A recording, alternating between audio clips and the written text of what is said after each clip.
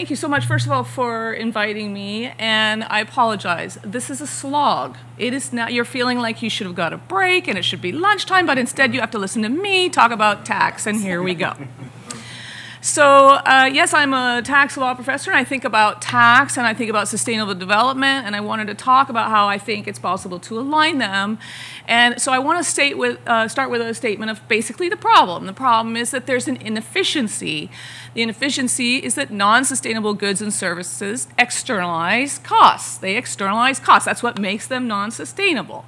And, you know, tax competition is on top of that. So that is, even when those externalized costs are present, governments are really reluctant to address them because that's going to cost money, or that's going to cost votes, or there's going to be other reasons that you don't want to do that. So when you add those two together, that you have these inefficiencies and that you have tax competition, well, then you have a market distortion. That's the basic problem that I see. Cost internalized goods and services are viewed as, or are non-competitive as compared to cost externalized goods. It just stands to reason. If you can dump your water in the river and you don't have to filter out the garment dyes and the poisons, if you don't have to have those costs, you externalize those costs, it's going to be cheaper for you than it is if you do have to externalize those costs. So this is just reality. That's not a fantasy. That's real. And that's really hard. This is a hard thing to deal with. It's very expensive to internalize costs. Dan, you talked about information. I think that's a big part of it. We actually don't know exactly what all those costs are, so it's hard to factor them in. And so I have a suggestion that sort of we need a correction of some sort, but I recognize that it's not a correction to punish. I don't think that we should be talking about punishing businesses. I don't think that's a useful metric. I don't think that gets us anywhere. I don't even think punishment is the right frame of mind. We should be thinking about, well, what are we trying to achieve? We're trying to level the playing field. We're trying to get sustainable development. Why? To develop a virtuous cycle between tax and development. And what do I mean by a virtuous cycle? This is what everybody wants, right? Everybody wants, let's start in the left-hand side there. We want the government to invest in good things. We want the government to invest in physical infrastructure and social infrastructure, the rule of law, but also transportation. We need governments to do that. Those are the things that governments can do. Cleaning up water, that's something that a government can do. And when they do that effectively, then the natural and human resources are their most productive. That's the thing. That's why we want governments to spend money, so that people are productive. Why? Because when they're productive, they produce profits. They produce growth. That's the thing we're all trying to get. So to get growth and profit, then that means there's more revenues available, which we can then invest into the infrastructure to build the market and so on. Virtuous cycle. That's the virtuous cycle. This is the ideal. Now, what happens in reality? I'm not blind to reality. The reality is that there are fissures all along the cycle. In terms of things being highly productive, even when natural resources are highly productive, there's a disaster happens, or crisis, or there's just risk in doing some things that are risky. It's risky to get fossil fuels out of the ground. I get it. We need those things. I absolutely love and adore the things that we can do with fossil fuels. We need those things. But it's risky to try to get them out, and it has these environmental impacts. So that's a fissure that we have to contend with. Well, when the market produces high profits, we think that leads to tax revenues. Not always. Not always, because we want to incentivize something so we don't collect the revenues. Or there's tax avoidance and evasion, and so we don't get the tax revenues that we thought we were going to get. But that's not the only place there's fissure. Obviously, there's all kinds of fissure when the government has tax revenues and doesn't deploy it properly. This is a big problem. When there's waste, fraud, corruption, lack of capacity, all of these things means you could collect all the tax in the world and you're not going to use it to fund sustainable development. You're not going to use it to get the thing you want, which is those higher investments in infrastructure. But even if you do invest perfectly, beautifully in infrastructure, the government does everything right. No government does this, okay? But even if they did, you know you'd still have fissures here, even on this cycle. Even if you have infrastructure in place, it doesn't mean that it's going to be built properly. But I live in Quebec. We know all about bridges falling down and things. No investor, I would submit to you, no investor and no business wants their factory to fall down on their workforce. No one wants that. So even if you have the building in place, if there's fraud, waste, corruption, these are all problems. So these problems, when you are beset by these problems all the way around the cycle, that is what turns the virtuous cycle into the vicious cycle. Now, in international tax, we think all of our focus is down there on the bottom right corner. We want to talk about, let's stop tax evasion, let's stop tax avoidance, let's tax the corporations. They're not paying enough tax. It sounds like this beating drum.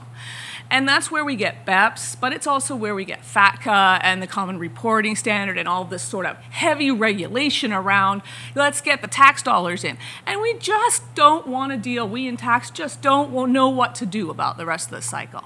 But I would submit to you, in thinking about tax and sustainable development, we need to focus up there on the top right. We need to be thinking about, well, what about all these externalized costs that somehow aren't being counted? And that's contributing to the cycle. That's contributing to the lack of taxation, but it's also contributing to the lack of information. We don't know what to fix, and we don't have any way to hold governments to account when we give them money and they spend it on monuments and stadiums and, arenas for soccer games instead of for infrastructure that's going to be pro-growth, right? So that's where I situate myself. I say, okay, this is the part I, as a tax expert, I can do this. I am not a corruption expert. I am not even a tax evasion expert. When people ask me what to do about tax evasion, I say, talk to the criminal law people. That's not my bag, right? So when you have all of these fissures, we go from a virtuous cycle to a vicious cycle. This is the thing we hate. We hate it when tax revenues are scarce, when governments aren't putting the right kind of infrastructure in place. They're not spending to invest for the future. They're wasting our resources. They're using our money to put in, hide it in a bank account somewhere.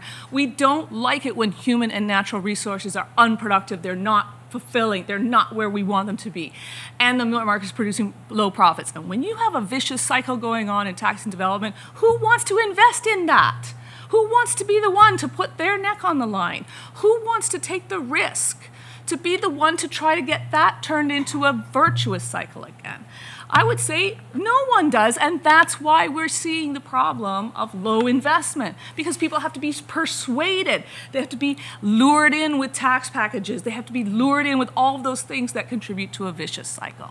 Okay, so I want to talk about my little corner, which is to say, well, if we could at least shed some light on what is going on with all those externalized costs, then maybe we can thread that through this cycle, and it's a place to start having a conversation.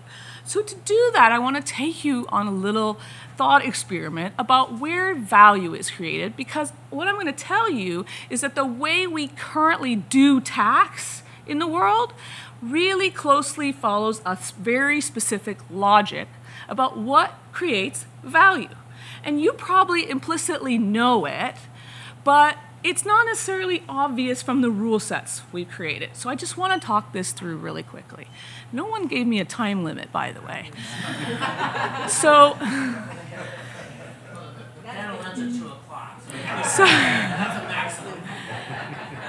so I'm going to draw you a little graph here, and on the left hand, on the axis, I never can remember if this is the x-axis or the y-axis. Thank you. On the y-axis, we're going to go we're going to chart value added from low to high, and on the x-axis, we're going to go through time, which is a production chain. It doesn't really matter. The time element is not important, but it just helps draw the visual. And what I'm going to say is that everyone knows that these are high-value inputs in a value chain. And I'm using Acer, that's Stan Shai, the CEO of Acer, kind of articulated this, and this has come through Harvard Business Law Studies, for example. This is something that people have studied. So he's, okay, we all recognize concept is a very valuable thing. Design, branding, these are high value inputs in the pre-production stage. And we also recognize that these things, these post-production things, are extremely high value. Sales and after service, that's a massive, because that creates your cycle of getting more customers, getting them to buy the newest iPhone and so on. Marketing, distribution, these are massive value creators. And what's missing in that tiny middle? You all see it, you all know what's missing. Where's the product? There it is. It's the lowest value producer in a value chain. And this is why we call this the smile curve. Now, some of us might be smiling because we are the hosts of the concept and the sales and the IP that surrounds those things. But in the middle, the resources in manufacturing, they're low value. How is that possible when my phone requires rare earths, which have to be dug out of a specific part of the world? How can that be such little value? Well, it's because a lot of the costs of getting those non-renewable things are externalized. And that is a location-based cost saving. And the way the world works in a kind of a funny way is when you make profit across the supply chain, you have to allocate it to something. You have to say something produced that profit. And if you've got something missing, then the thing, that value creator gets credited to something else. And in tax, all that value gets associated with some other IP in the company somewhere else. So this is the problem as I see it. And that is just a mistake. That's just an error that we've made because we don't have enough information about what the externalized cost is of doing all of our resources in manufacturing in unsustainable ways. And if we did know those values, then we just can simply plug them in. And so here's a proposed solution. All we really need to do in the short term, and this can be done unilaterally without getting the OECD or the UN or a whole bunch of committees together or a whole bunch of bureaucracy to decide, what should we do? We can do this right now, and that is we can alter the allocation, not the profit. I'm not interested in making phantom profit and taxing it. That is not workable. I'm just talking about the allocation of the profit that is actually there already. Just reallocate it more accurately to where the value is really created.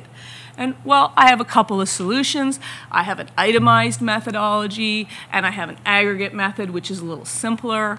The itemized method says, well, we need to calculate the uncounted and externalized costs.